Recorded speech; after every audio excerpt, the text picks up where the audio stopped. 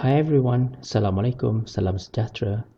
In this lecture video, we'll continue with the expansion wave topic. We are now in our second session of part 1. In this session, we will set up the procedure to calculate the flow changes across an expansion fan. In our previous session, we ended up with these 4 equations. Equations 8, 14, 15, and the most important one, equation 16.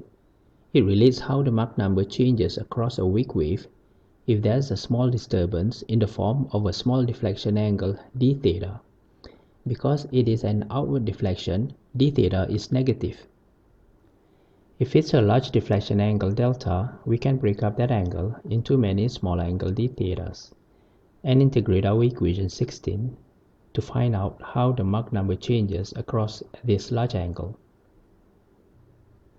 Once we have the solution for this integration of equation 16, we can apply that for either the case of a centered fan that occurs on a sharp corner or the case of a non-centered fan that occurs over a rounded corner. The final results for both cases are the same. To make it easier to integrate our equation 16, let's look at the simple case of a sonic flow upstream of the deflection corner, as shown in this diagram. Initially, we have an upstream flow with m1 equals to 1. The flow then goes through a negative deflection angle theta and accelerates to m2 after going through an expansion fan. Equation 16 can then be rearranged as shown here and integrated from m1 equals to 1 to m2 equals to some unknown value but bigger than m1. Theta is integrated from theta 1 corresponding to m1 to theta 2 corresponding to m2. For convenience, we define theta 1 as our starting point and give it a value of 0. Theta 2 is then exactly equal to the deflection angle theta. Notice that we have the negative sign next to our d theta here, and the actual value of theta 2 is also negative because of the outward deflection. So we can cancel both negatives by taking only the magnitude of theta. The integration of this equation will give us equation 17, which calculates the changes in the flow Mach number across an expansion fan. It's important to note that theta is now taken to be positive only, and already understood to be the outward deflection. Theta is technically called the Prandtl-Meyer angle. In some other reference books, the same angle is labeled as nu, but we will call it theta, which is the label used in our reference textbook by Oosthuizen and Karskallen. Please note that equation 17 was derived specifically for the case of a sonic flow upstream of an expansion fan, i.e. m1 equals to 1. Now, here comes the important part. Because the flow across an expansion fan is isentropic, we can actually use the isentropic flow table to find out how the flow parameters change across the fan. As it turns out, the Prandtl-Meyer angle theta is already included in the isentropic flow table as shown here. Using the table, we can relate between the angle theta in this right column to the downstream Mach number m2 in this left column. So, given any values of theta, we can find m2, or given any values of m2, we can find theta. Now that we have set up the procedure for the simple sonic case, we need to apply that on a more general case, where m1 is bigger than 1. But we cannot label the deflection angle with the angle theta anymore, because theta is applicable only for the specific case of the sonic flow. At this point, I would recommend that you pause this video and try to come up with your own strategy to solve this general case. The solution to it doesn't need any new formulation. It only needs some creativity and imagination to extend the simple case. To make it easy, let's put some real values to our case.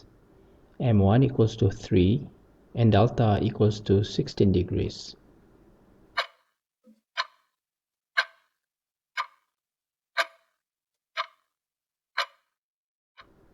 Okay, time's up. I hope you've done some thinking to work it out. Basically, the solution is to imagine that the upstream flow m1 actually starts from a prior flow with m0 equals to 1. m0 then deflects through theta1 and expands to become m1. In our case, theta1 is 49.8 degrees. The flow then continues from m1 to m2. We can apply the same strategy on m2. Instead of being expanded from m1, we can imagine that m2 is also expanded from the sonic case with m0 equals to 1. With this idea, we can see that the flow to m2 expands through a bigger angle theta2, which is equal to theta1 plus delta. Theta2 is 65.8 degrees for our case. From the isentropic flow table, this theta2 corresponds to m2 equals to 4. Okay, let's recap. If we have a general case of a supersonic flow m1 expanding through an angle delta, we can use this procedure to calculate the downstream condition of the flow. Step 1. Find theta1 corresponding to m1, as if m1 is expanded from m0 equals to 1. Step 2. Find theta2 equals to theta1 plus delta. Step 3. Find m2 corresponding to theta2, as if m2 is expanded from m0 equals to 1. Finally, in step 4, we can find all the other properties using the isentropic flow relations or table. With all this, it's curious to know one thing. Can the flow expand to any values of delta, or is there a limit to it? The way to reason this is by realizing that as the flow accelerates and expands, its pressure drops. So it makes sense that the pressure cannot drop below absolute zero. We can imagine that the pressure drops to zero when the downstream flow speeds up to a very large number.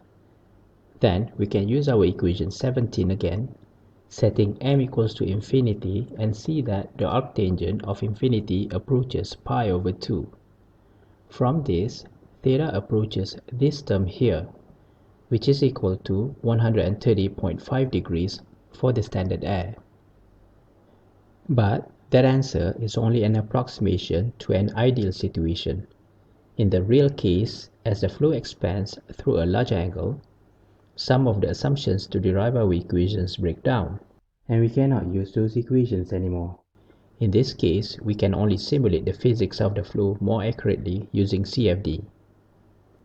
Next, we can ask the following question. How can we determine the fan angle? Looking at the geometry carefully, we can see that the fan angle gamma is equal to the Mach angle alpha 1 minus beta, where beta is equal to the Mach angle alpha 2 minus the deflection angle delta. A Mach angle, on the other hand, is the angle associated with a Mach wave, i.e. a very weak wave.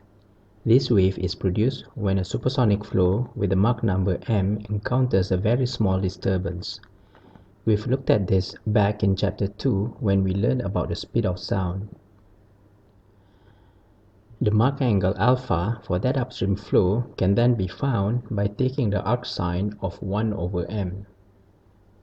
So, with this, we've completed the session. Thank you for listening to this lecture till the end. I hope you can follow through everything in this lecture clearly.